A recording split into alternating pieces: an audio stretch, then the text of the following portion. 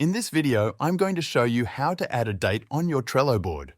First, go to your Trello workspace and open the board where you want to add a date.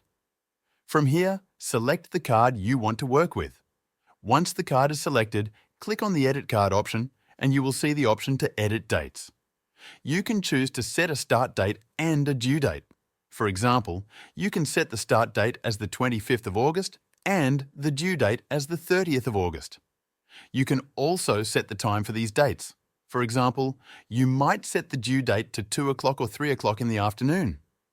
Trello also allows you to set a due date reminder. You have several options, such as receiving a reminder at the exact due date, 5 minutes before, 1 hour before, or even 2 days before. Select the option that works best for you. Once you are finished, click Save.